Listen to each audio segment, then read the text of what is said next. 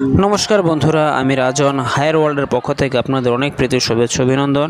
বন্ধুরা দেখতে পাচ্ছেন হায়ার ফ্রন্ট লোড ওয়াশিং মেশিনে FC3 এরর চলে আসছে, আর এটা সবসময় ডিসপ্লেতে জ্বলেই থাকছে যতক্ষণ আপনি পাওয়ার বন্ধ করছেন। তো এটা কেন আসছে, কিভাবে আসছে, আর এটাকে কিভাবে আপনারা সলভ করবেন, আজ আমি A to Z আপনাদের সাথে আমি বিস্তারিত আলোচনা করব। আর এটা দেখতে পাচ্ছেন যখনই আপনার মেশিনে FC3 এরর চলে আসবে, আপনার কোনো কিছু কাজ করবেন না, আপনার এখানে স্পিন ওয়াশ কোনো কিছু কাজ করবে না। তো আমি সেটাই আপনাদের দেখাচ্ছি। মেশিনটাকে পাওয়ার অফ করেছি, অন করেছি। যখনই আমি এটাকে যে কোনো প্রোগ্রামে অপারেশনের জন্য ওকে দেব, তখনই মেশিন কিন্তু FC3 এরর দেখানো শুরু করে দেবে। তো এটা কেন দেখাচ্ছে, আর এটা দেখানোর কারণই বা কীভাবে এটাকে সলভ করা যাবে, একটু যেটা আমি আজকে আপনাদের সামনে বিস্তারিত আলোচনা করব। তো এটা দেখতে পাচ্ছেন যে আমি এটার পিসিবিটা খুলে রেখেছি, কারণ এটা হচ্ছে একটি স্প্রিং, যেটাতে আপনি হচ্ছে স্ট্যান্ড বাই বাটন বলে থাকেন। এটাকে হচ্ছে টাচ সিস্টেম।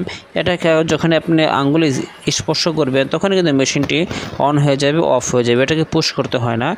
তো এটা হচ্ছে যে ডিসপ্লে পিসিবি, আর ভেতরে রয়েছে আরও দুটো পিসিবি, একটি হচ্ছে পাওয়ার পিসিবি আর একটি হচ্ছে ড্রাইভার পিসিবি।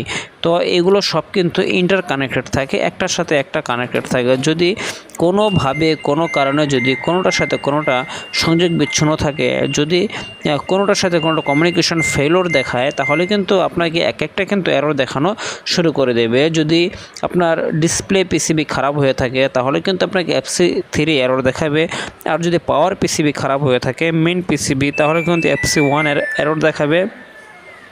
আর যদি কোনো কারণে ড্রাইভার পিসিবি খারাপ হয়ে থাকে তাহলে আপনাকে FC3 এররে দেখানো শুরু করে দেবে, FC2 এরর দেখানো শুরু করে দেবে। তো এই যে দেখতে পাচ্ছেন আমি আপনাদেরকে পিসিবিগুলো খুলে দেখাচ্ছি। এটা হচ্ছে পাওয়ার পিসিবি মানে মেইন পিসিবি, আর আরেকটা পিসিবি রয়েছে আমার ডান পাশে, সেটা হচ্ছে ড্রাইভার পিসিবি। সেটা হচ্ছে মূলত ইনভার্টার পিসিবি, সেটাই কিন্তু এই পুরো প্রোগ্রামটাকে কন্ট্রোল করে থাকে। আর হচ্ছে বাকিটা ডিসপ্লে পিসিবি, যেটা আমি ইতিপূর্বে আপনাদের দেখিয়ে দিয়েছি। তো বন্ধুরা দেখতে পাচ্ছেন এই যে পিসিবিটা রয়েছে, এই পিসিবির সাথে ডিসপ্লে পিসিবি যেটা রয়েছে সেটা কমিউনিকেশন কোনোভাবে হচ্ছে না দেখে কিন্তু ডিসপ্লেতে FC3 এরর দেখানো শুরু করে দিয়েছে। তো আপনারা কি করবেন, আপনারা A to Z আগে পিসিবিগুলোকে চেক করবেন, ওয়্যার চেক করবেন, কিভাবে কোথায় কোন জায়গা থেকে সমস্যা হয়েছে। তো এই যে দেখতে পাচ্ছেন FC3 যে এররটা দেখাচ্ছে, এটা মূলত হচ্ছে ডিসপ্লে পিসিবি এররের কারণে।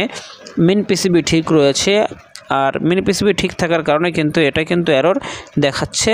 যত ডিসপ্লে পিসিবি খারাপ, এটা কমিউনিকেশন সংযোগ স্থাপন করতে পারছে না, সেই কারণে হচ্ছে এটা সমস্যা দেখা দিয়েছে। তো বন্ধুরা দেখতে পাচ্ছেন কোম্পানি আমাকে দুটো পিসিবি দিয়ে দিয়েছে সাথে করে, কারণ একটি হচ্ছে মেন পিসিবি আর একটি হচ্ছে ডিসপ্লে পিসিবি। তো এটার যেহেতু মেন পিসিবিটা ভালো রয়েছে, আমি মেন পিসিবিটাকে চেঞ্জ করব না, কোম্পানি তারপর আমাকে দিয়ে দিয়েছে, কিন্তু এটিকে আমি ফেরত দিয়ে দেবো। তো এখন দেখতে পাচ্ছেন এই যে ডিসপ্লে পিসিবিটি রয়েছে, ডিসপ্লে পিসিবিটি শুধু চেঞ্জ করে দিলেই কিন্তু কাজটা পুরোটা সমাধান হয়ে যাচ্ছে, আপনাকে মেন পিসিবি চেঞ্জ করার কোনো দরকার নেই। তো বন্ধুরা দেখতে পাচ্ছেন আমি এই ডিসপ্লে পিসিবিটা এখন আমি খুলবো, যে সামনে যে ফ্রন্ট প্যানেলটি রয়েছে, ফ্রন্ট প্যানেলটি একে একে খুলবো। খোলার পরে এই ডিসপ্লে পিসিবিটাকে ওই জায়গাতে প্রতিস্থাপন করব এবং আপনাদের সামনে মেশিনটাকে চালিয়ে দেখাবো। তো বন্ধুরা আপনারা একটু ধৈর্য ধারণ করে পুরো ভিডিওটা দেখবেন। যদি পুরো ভিডিওটা আপনারা দেখতে পারেন তাহলে আপনারা খুব সহজেই বুঝে যাবেন, যদি আপনাদের ওয়াশিং মেশিনে এই ধরনের সমস্যা চলে আসে, আপনার বিচলিত না হয়ে কিভাবে সমাধান করতে পারবেন। বা যদি সমাধানযোগ্য আপনাদের হাতে নাও থাকে, তাহলে যদি আপনারা এই কোডটি আপনাদের সার্ভিস হোল্ডারকে বলে দেন, তারা কিন্তু খুব সহজে এটাকে সমাধান করে দিতে পারবে, ওই প্রিপারেশন নিয়ে কিন্তু কাজ করতে পারবে। এই যে বন্ধুরা দেখতে পাচ্ছেন আমি ডিসপ্লে পিসিবিটা ওয়াশিং মেশিনে সেট আপ করেছি। সেট আপ করার পরে যে দেখতে পাচ্ছেন এটা হচ্ছে পুরাতন পিসিবি, আর এটা হচ্ছে মেন পিসিবি, আর বাকি হচ্ছে ডিসপ্লে পিসিবি। আপনি দেখতে পাচ্ছেন যে 15 মিনিট আমি কুইক ওয়াশে দিয়েছি, আর এদিকেও হচ্ছে মেশিনটা কিন্তু অপারেট হওয়া শুরু করে দিয়েছে।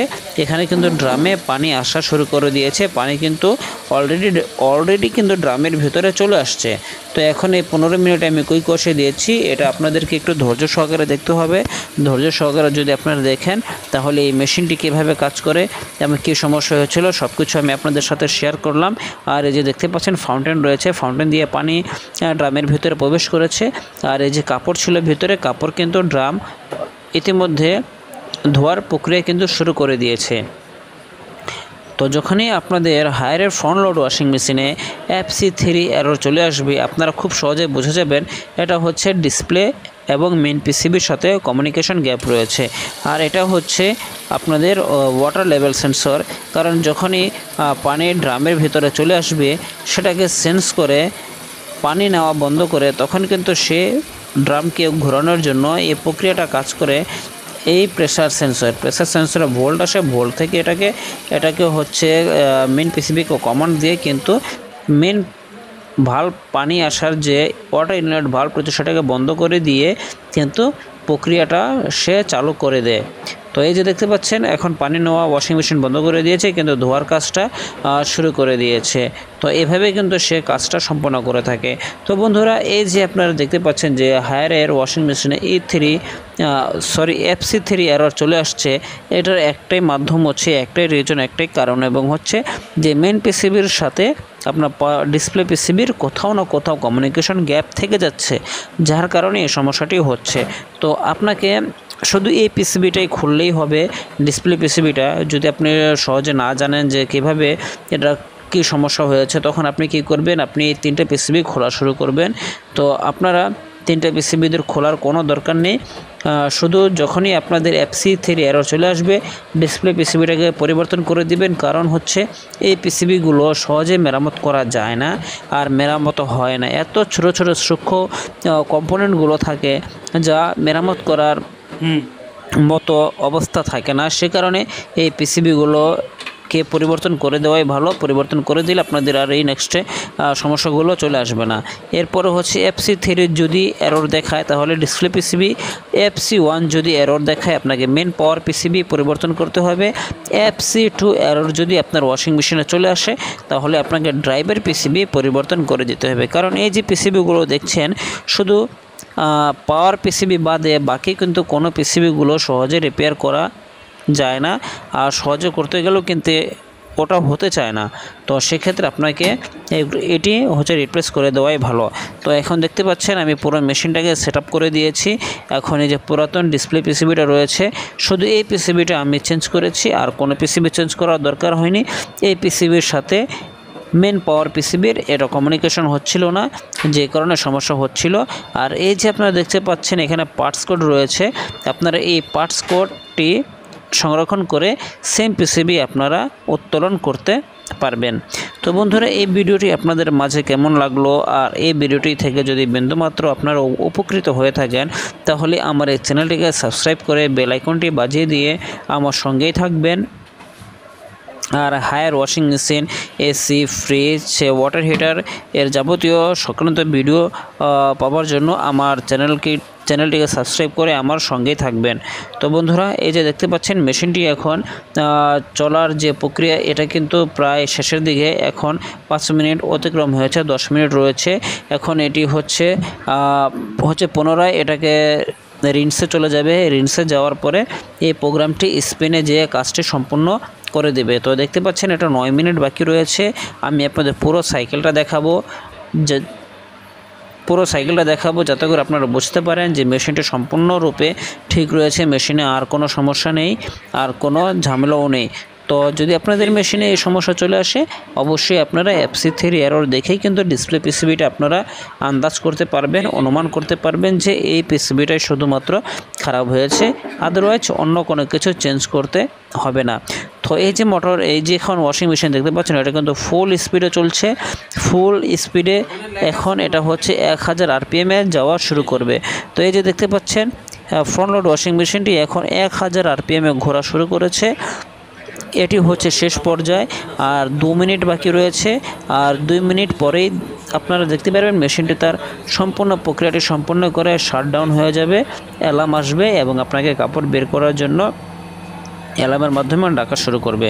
তো মেশিনটি এখন 1 মিনিট অবশেষ রয়েছে, এখন কাজটি এটা সম্পূর্ণ হয়ে যাবে। তো বন্ধুরা, এই ভিডিওটি আপনাদের মাঝে কেমন লাগলো আপনারা অবশ্যই আমাকে নিচে কমেন্ট করে জানাবেন। আর যদি এই বিষয়ে কোনো মতামত থাকে, যদি কোনো টিপস দেওয়ার থাকে, আপনারা আমাকে সেটা নিচে কমেন্ট করে দিবেন, আমি সেগুলো পালন করার চেষ্টা করব।